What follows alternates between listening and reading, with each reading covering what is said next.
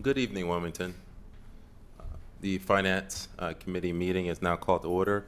It's the meeting of Monday, May 15th. I'm the chair, Councilmember Johnson from the 7th District. At this time, I will do a roll call for members in attendance in chambers and on Zoom. Vice Chair Harley, 4th District. Present. Okay. Councilmember Field, 8th District. Present. Councilmember Spadola at large. Present. And I also believe I have Councilmember Fields, who's here as well. 5th District. Okay, all right. And for those who have not been called again, as you come in, please let either me or Michelle know that you're here. All right, as a, This is Councilwoman Bracy, Mr. Oh. Chair. oh, sorry about that. I have you down, Councilmember Bracy. All right, and again, only members of the committee should be making motions and seconding. If there's any questions, of course, we will proceed with the agenda, as we have quite a lengthy agenda to get through, as this is budget season this time of year. All right, going to the agenda, would first like to go to the first item, which is ordinance 23-009, which is ordinance establishing a rate of taxation on real property and taxable property for the year July 1st, 2023 through June 30th, 2024. This, again, is just the general property tax ordinance, which is the housekeeping item. It's my understanding, I don't believe there are any changes or suggested changes in property tax this budget year, which is a good thing. Does anyone from the administration have anything else to add about this piece? No, Mr. Chair, that's correct. There's no change. Okay, all right. All right, well, now we'll open up to members of council with any questions or comments. All right, I'm going to turn it to members of the public for any questions or comments. Okay, all right. Seeing none, Councilmember Harley. Yes, thank you, Mr. Chair. I just wanted to say that I'm excited to know that this budget year, there is not going to be an increase in our property taxes. And I definitely want to make sure that I'm added as a co-sponsor on this piece of legislation. All right, thank you much, Councilmember Harley. Any other comments or questions from members of council? Okay, all right, seeing none, again, as Councilmember Harley put it perfectly, we were able to get through this budget cycle with no property tax increase. It's taken a lot to get here, a lot of fiscal restraint over the past few years, and I would say this is a win for the community. So at this time, since this is ordinance, I will entertain a motion to move ordinance 23-009 out of committee to full council for a vote this upcoming Thursday. So moved. Is there a second? Mr. Chair, I'd like to be marked further, please. Okay, have you down, Council President. Okay, it's been Also, Second. thank you. okay. It's properly moved and seconded. All in favor? Aye. All right. Aye. Any opposed? Okay, ordinance 23-009 will move to full has been passed out of committee and moved to full council for a vote on this upcoming Thursday, May 18th. Thank you very much, everyone. Now, moving through the agenda, we have ordinance 23. The second item on the agenda is ordinance 23-010, the ordinance to adopt a capital program for the upcoming fiscal years 2023 to 2029.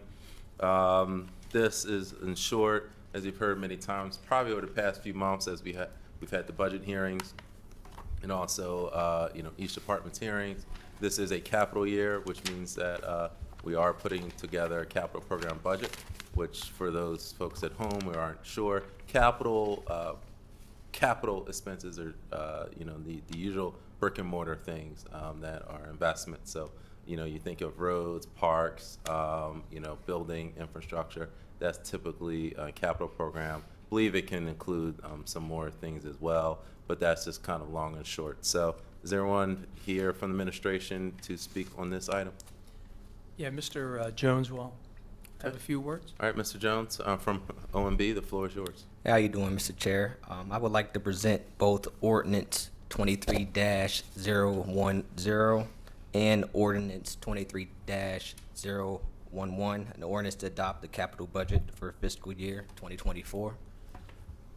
The 6-year capital budget and capital improvements program as presented in the City Planning Commission's Resolution 1-23 totals $365,553,189, with the FY 2024 capital budget in the amount of $125,013,438, and the additional 5-year program adding $240,539,751. The breakdown is as follows for FY 2024.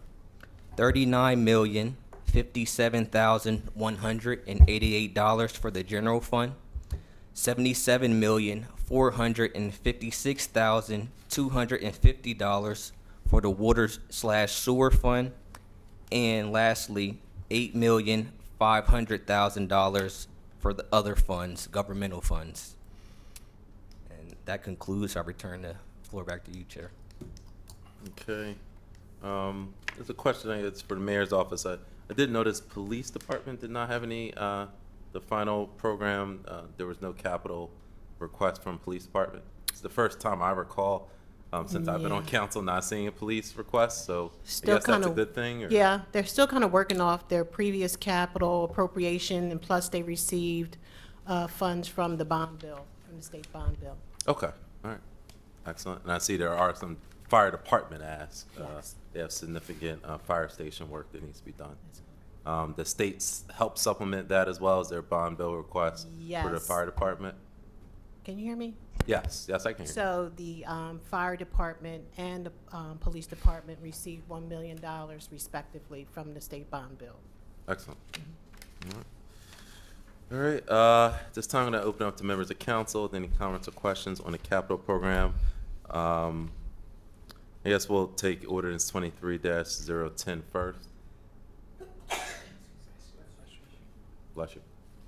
All right, now I'm going to turn to members of the public. Any questions on ordinance 23-010? Okay, seeing none, I'll turn it back to council for any final comments or questions on ordinance 23-010. All right, seeing none, at this time, I'll entertain a motion to move ordinance 23-010 out of committee to full council for a vote. So move. Is there a second? Second. All right, it's been properly moved and seconded to move ordinance 23-010 out of committee, full council for a vote. All those in favor, say aye. Aye. Aye. Aye. Any opposed? All right, ordinance 23-010 passes, has passed out of committee and will be on full council for a vote on Thursday, May 18th. And now moving to the next item on the agenda is 23-011, which is the ordinance to adopt the capital budget for fiscal year 2024. This again is a companion item to the prior item. So I believe Mr. Jones has already spoken on this matter. So I'll open up to members of council for any comments or questions on this item. All right, seeing none, I'll turn to members of the public for any comments or questions. Okay. All right, seeing none, I would like to recognize Councilmember Darby as well, who's present. And seeing none, I'll turn it back to members of council for any final comments or questions on this item. All right. And seeing none, I'll turn it to, Councilmember Hartley.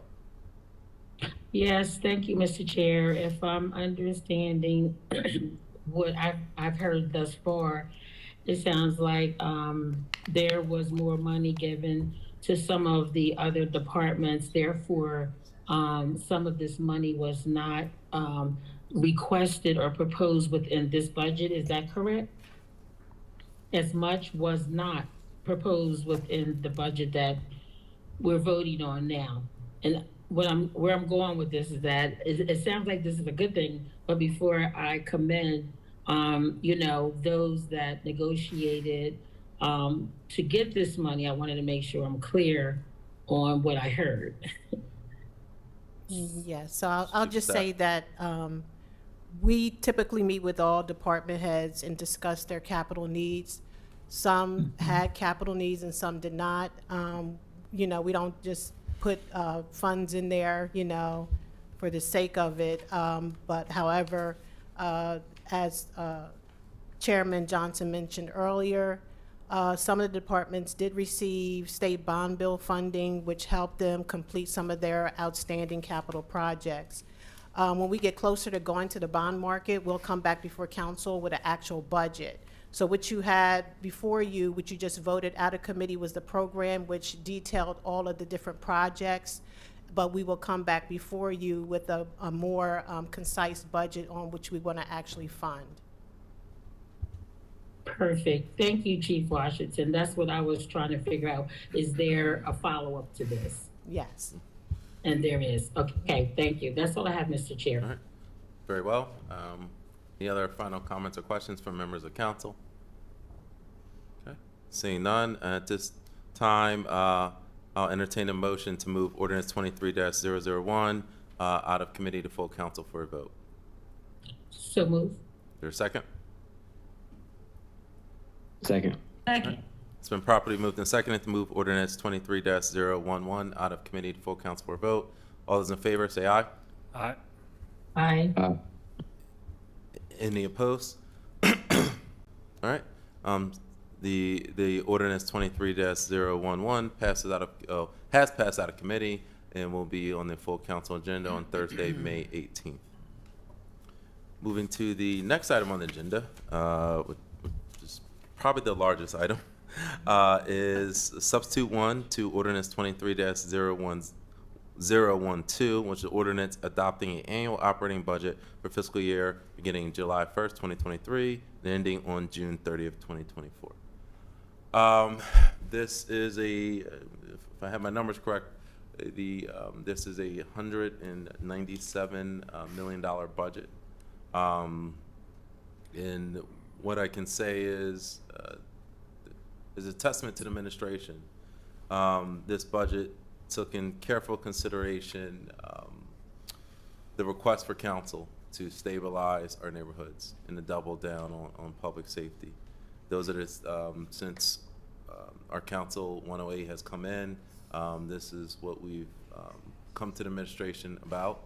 And there's unprecedented investment, and you'll hear about this once this hopefully passes, but there's unprecedented investment in our neighborhoods, in the occasion of $2.5 million in neighborhood stabilization. There's money for murals, money for arts, community support funds. There's all those things that really continue to move our city and continue to help out the neighborhoods that need it the most. It's certainly not a perfect budget.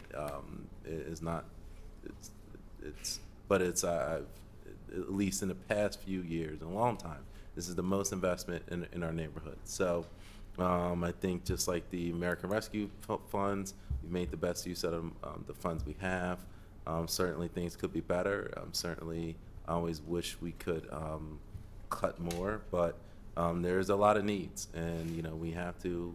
Part of this is operating costs, is for salaries, and that's always increasing. So as a city, we need to try to manage that better going forward.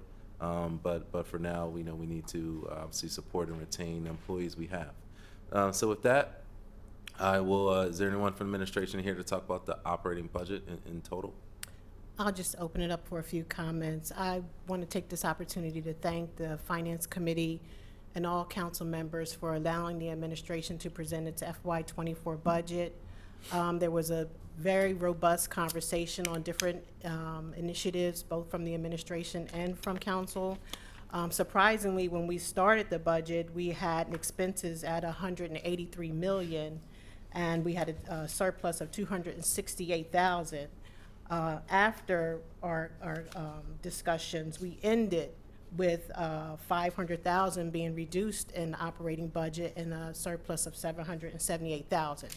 However, there are significant changes that you will see, and Rob from OMB will go through those changes, that we had a significant amount of funds transferred out of the fund balance to address some of those very projects that you just mentioned. And we also had some further adjustments in our personnel services, but they did not amount to any increase, it's actually a reduction. And I have the HR director here to speak to that as well. So I want to thank the team of Office of Management and Budget for all their hard work, and again, thank City Council for all your efforts. Thank you very much. And Mr. Greco, quick point. I don't know if Ms. Bassnight has this. I know normally we have the chart. Was that circulated, the chart with the changes? Okay, got it. All right. All right, Mr. Greco, the floor is yours. Mr. Chair, do you know if the WITN operators can put it up on the screen? Is that something useful for the other members? I think that would be helpful. So I'm looking for it, and I do not see the chart. I don't know if it was. It looks like. I know exactly Okay. what, don't see it. There it is. I don't think you'll be It's able to up on read the- that from the screen. Okay, got it. Okay, now I got it. I have it. It was in the back of the other one. You have it? It's the black and white. It's not color. Please. No. Oh, no, I didn't have that. Thank you.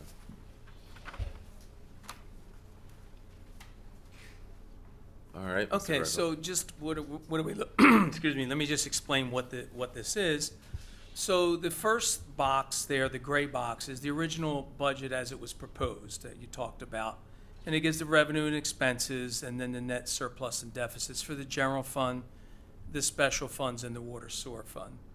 The next box below that, the blue box, is now the new totals. And how we got to those new totals in the blue box is by the revisions to the proposed operating budget, which you see outlined in the big green box.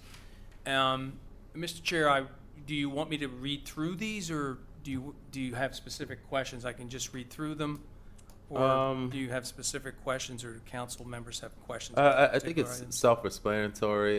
You know, we've been engaged in this for a long time. I think I think the major changes were, I would say, at the bottom. I don't know if you want to touch on that. Yeah, I was. So, you and yeah, Chief of that Staff brings us to that Washington. bottom box there. So what these are two transfers from fund balance that come from the tax stabilization reserve. The first one is to give an infusion of $1 million to the Economic Strategic Fund, of which $300,000 of that million is to be used for the Minority Business Development Program.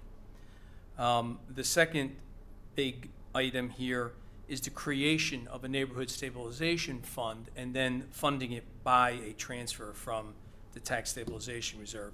So we're asking for $4 million to be put into that neighborhood stabilization fund, of which $1 million will be granted to the land bank. And those are, I think, the large ticket changes. That was a lot of, I would say, conversation between administration and council. So I would thank you for that. Anything else to add about those two items, Chief of Staff Washington? No, that about sums it up. Okay.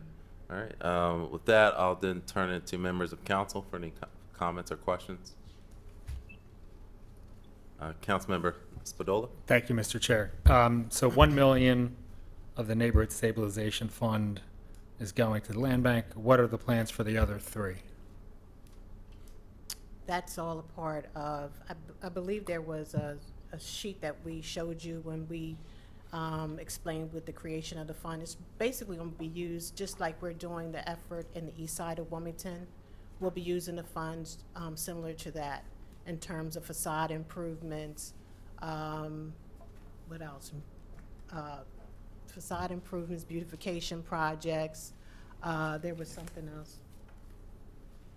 Yeah. Oh, yeah, housing resources or for unencumbered restrictive income limits. So we'll have some funds available for individuals seeking to for housing assistance, the purchase of for homes, but with no income limits on those. Just like right now, we do it under real estate and housing, but because they're federal funds, there are income limits on that, how much you can actually award someone. So that pot of funding is unrestricted. So it's just as I said, neighborhood stabilization, so the facade improvements and also the trying to think of the name, Habitat for Humanity. So when they went inside and they do the home improvements inside, whether that's plumbing, whether that's windows and all things like that. So money will be used for that as well. Okay, you have any other questions? So this comes out of the tax stabilization fund? Yes, Yes, yes. the reserve, Yes. tax stabilization reserve. And what is the balance of that after this fund? Is that on here? The balance currently, or at least, they do it each year, year end for the CAF, or the annual financial report, it was 49.7 million, so we would take 5 million from the 49.7. Thank you.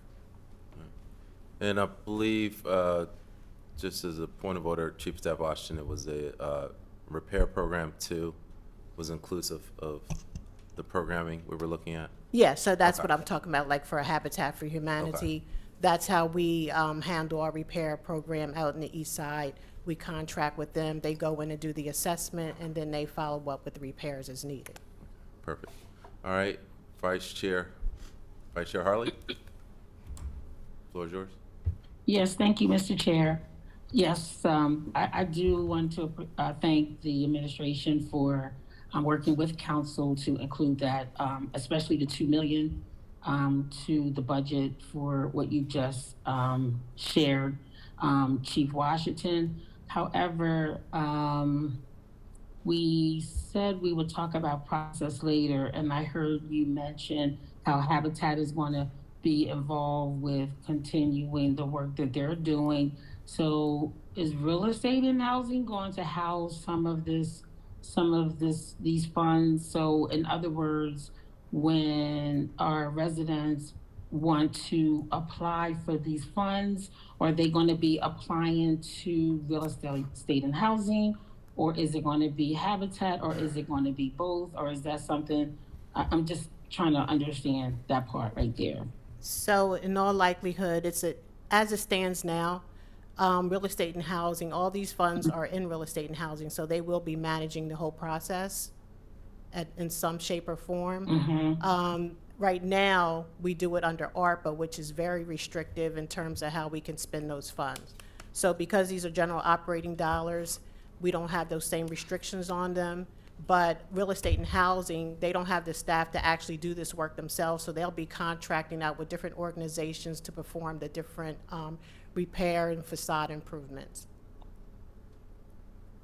Okay, follow up, Mr. Chair? Yes, please.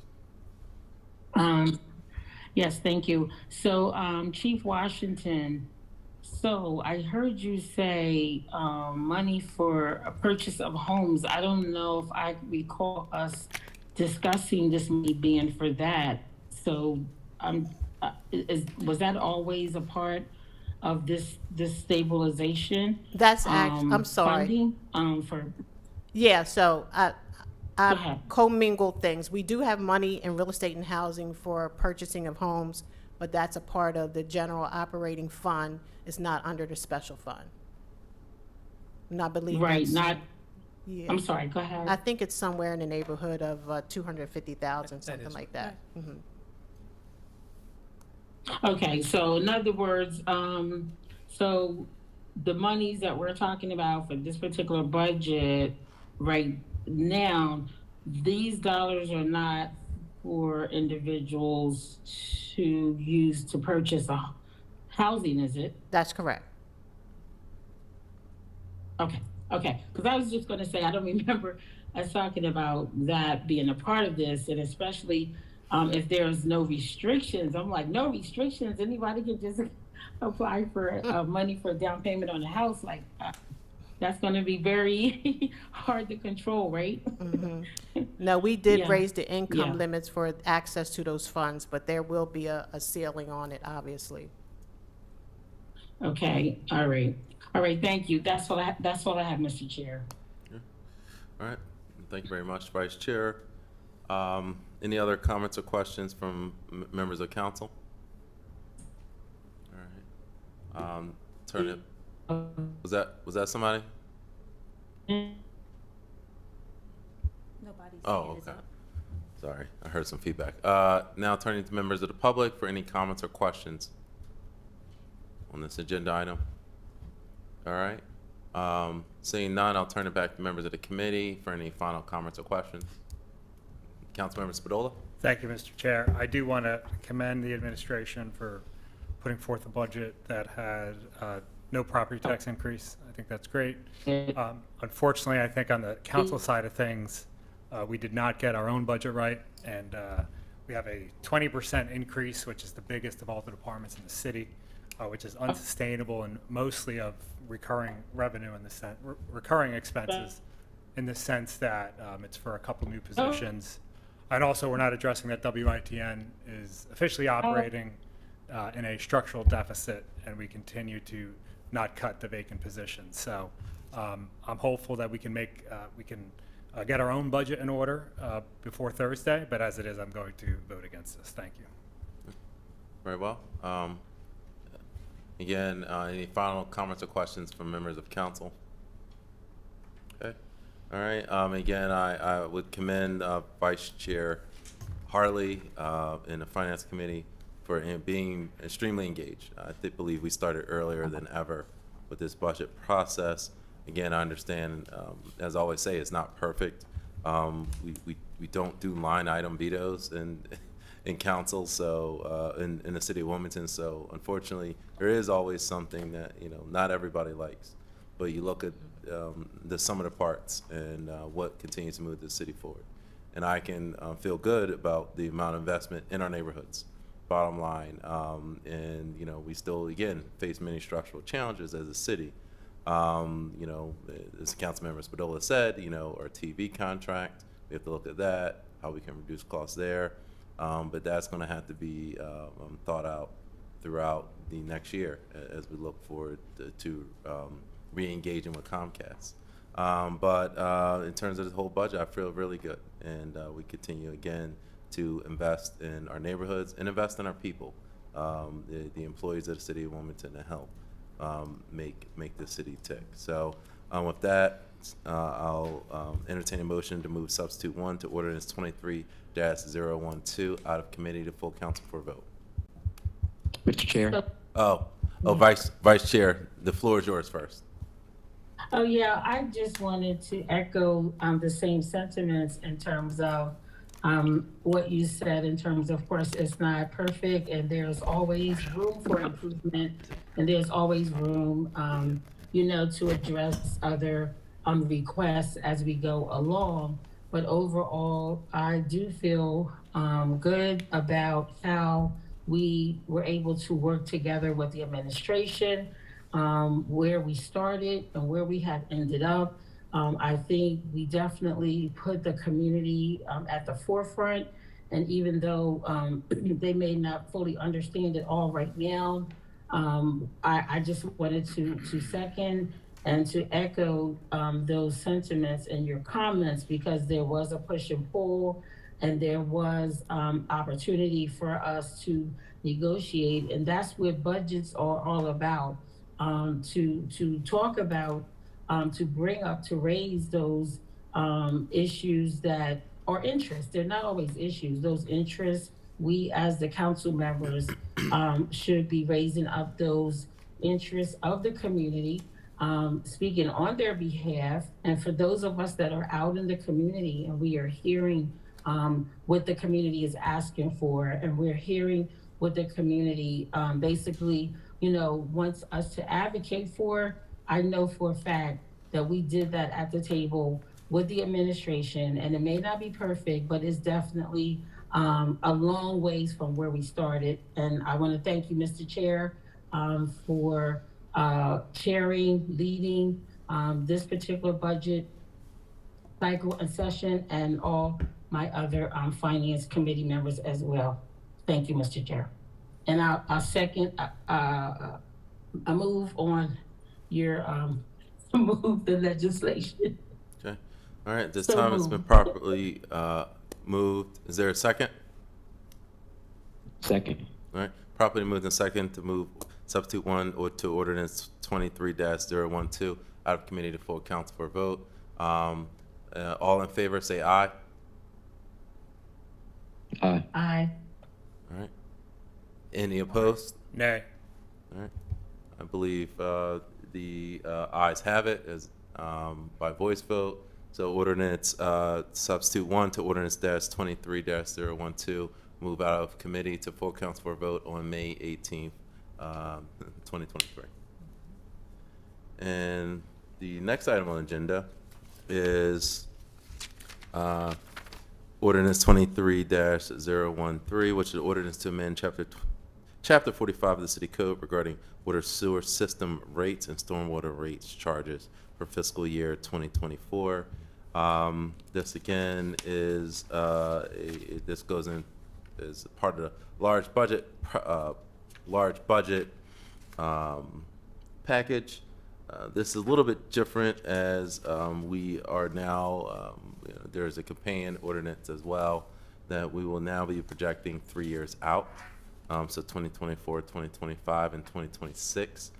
So essentially, we will be revisiting water every year during budget time, but the rates will actually be set every 3 years. So we're actually setting a new precedent on council to make council, make this a more efficient process. Because we need to give long-term, a stable financial outlook to the water sewer system fund.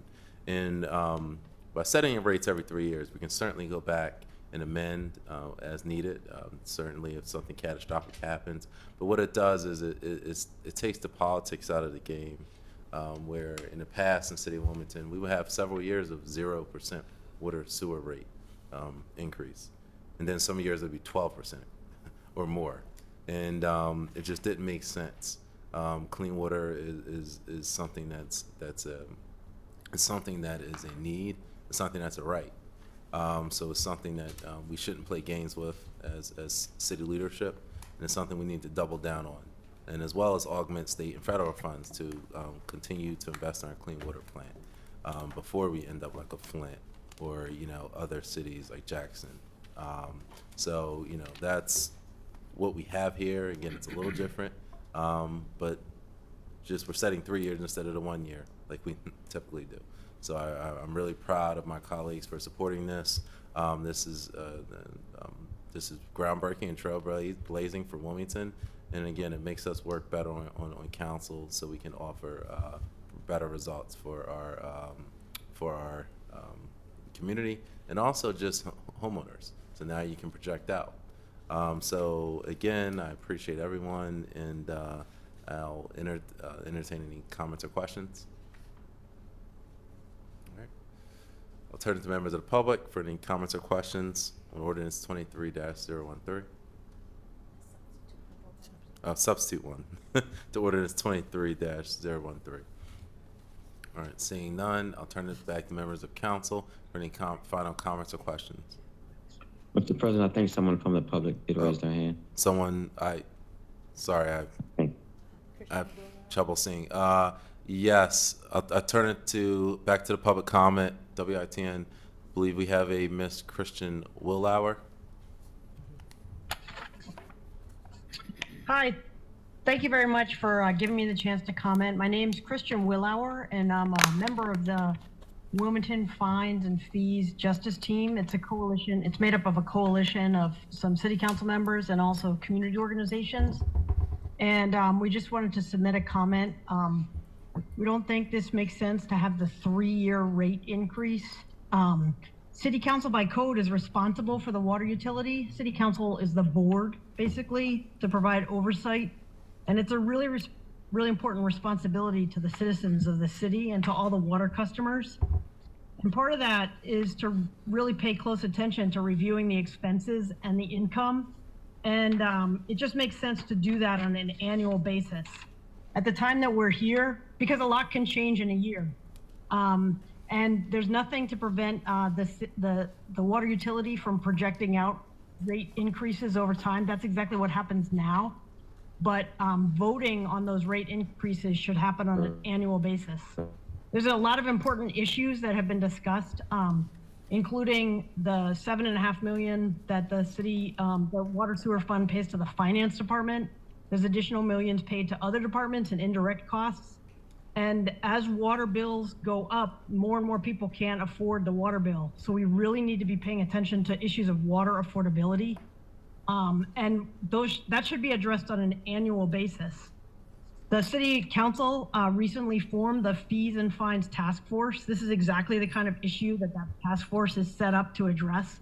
And so passing this legislation now and setting rates 3 years out really takes away a great opportunity to have a dialogue and a roundtable, paying attention to these issues with serious attention to making sure that water is affordable to everybody in the city of Wilmington. And finally, it just makes sense to make these decisions on an annual basis. And finally, I just wanted to say this idea just came up to do the three-year rate increases. We attended all of the meetings on the water sewer fund. There was never any mention. The UCAB, has met a couple times this year. There was never any mention of setting water rates for 3-year cycles. And it's such a serious decision. I really wish it wouldn't be made quickly and without serious consideration of the pros and cons. So I just urge you, it may make sense this year to increase water rates, but having a 3-year water rate increase voted on this year really doesn't make sense. So I would urge you to reconsider and make annual consideration of a rate increase this year. Thank you. Okay, any other members of the public? Zach. All right, turning back to council for any final comments or questions. Vice Chair, the floor is yours. Yes, thank you. Yes, thank you, Mr. Chair. So I just wanted to say that I do appreciate those in the community that may have some concerns. But since we do have a task force out there that are going to be looking at all these different, performance measures and getting feedback and things of that nature, you did say that we will continue to review all of this annually, and there is nothing that says that we can't amend legislation if need be.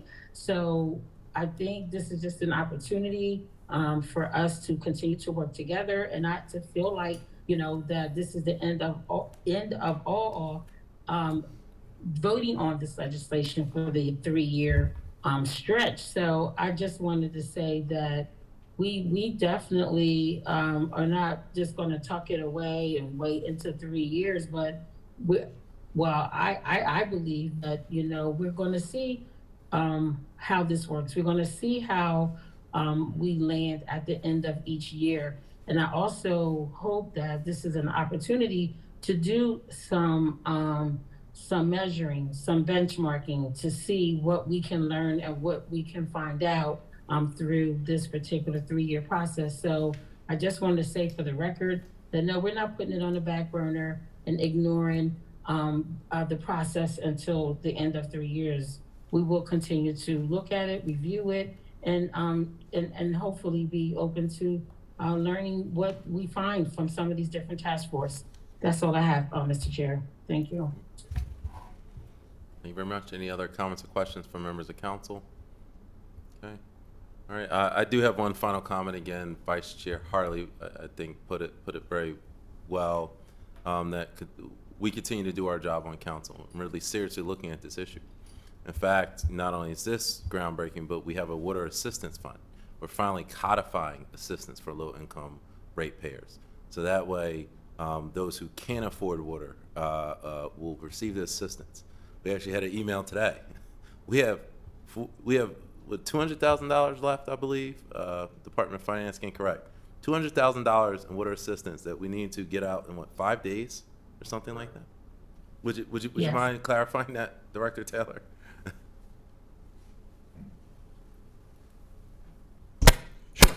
Brett Taylor, Director of Finance.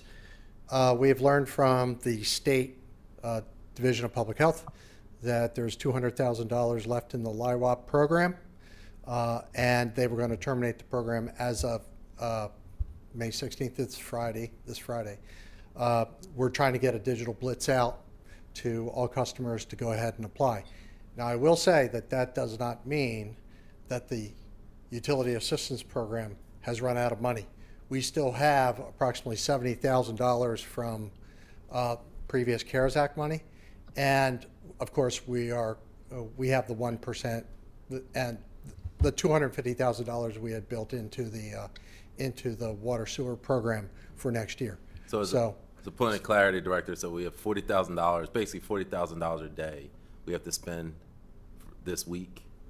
If again, we are encouraging anyone who feels that they would like to take advantage of this program to give us a call. We're ready and able to be teed up. Question? Thank you. Councilman Mr. Stoll. Taylor, what are, because there's such a limited time horizon, could the city be proactive in people that are late on their water bills that owe the city money and say, hey, you've got until Friday to access this free money? Well, what we're doing is we're putting it all on social media. I've teed up a digital program. It is going to send in a blast, an advertisement out to everyone who is on our delinquent utility list to go ahead and give us a call.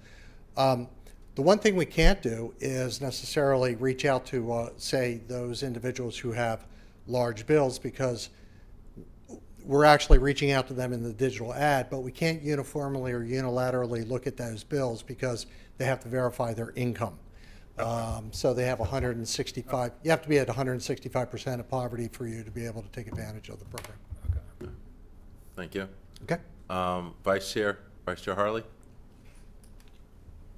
Yes, my question is along the lines of Councilmember Spadola's, but I was thinking specifically regarding those that have the 96-hour shutoff notice. Like, is there a way to contact those particular individuals specifically? I know that you have your boundaries in terms of how this process works, but that's what comes to my mind, those that are on this 96-hour shut-off list. If there was a possibility to reach out to some of those to see if they could qualify. That's all I have, Mr. Chair. Okay. We'll certainly take a look at it. They are going to be on the digital blast for the advertisement. However, in many cases, we don't, and we're not required to have a telephone number or an email for these individuals. So we do count on people coming in and self-reporting, Thank you. self-applying. Thank you very much. And I want to, again, commend the Finance Department for stepping up. And again, to kind of wrap this up in terms of water sewer rates, again, council takes it seriously. I know under the watch of this Finance Committee, we take this very seriously. And that's why we've instituted these programs. We're making sure money gets out to the community. Truly, there should be no one getting 96-hour shutoff because there's enough programs from both city and state that they should be applying. Now, we can certainly break down the barriers, like does a person not have access to a computer, or do they have mental health issues? That's a different issue, which I certainly commend. We've heard advocates talk about that. And that's a problem we need to address on council too. How can we get to those people who aren't applying? But truly, like, if someone is in need, there is money out there. So no one, and we're going to codify soon, hopefully, to make sure that no one ever cannot have water because they can't afford it. So again, there's unfortunately the cost of water increases, infrastructure, chemicals, that increases, but that's global. Energy increases in rates like electric, cable, everything. So I wish I could solve that problem, but I'm not president. So that's a global problem. But in City of Wilmington, we just try to do the most we can for our residents. So I commend all of council for working hard on this issue. At this time, I'll entertain a motion to move substitute 1 to ordinance 23-013 out of committee to full council for a vote.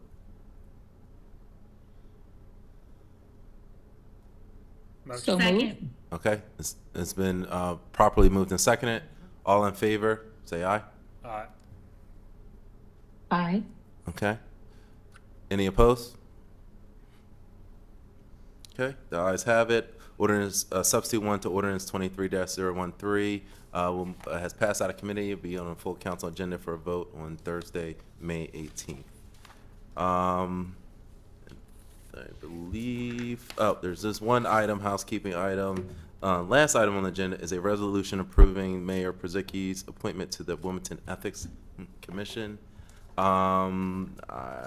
This is a new item. I believe it is a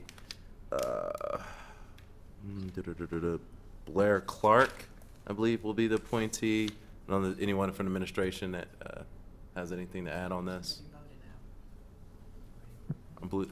I believe it's filling a vacant spot. Yes. It's just filling a vacancy. Okay.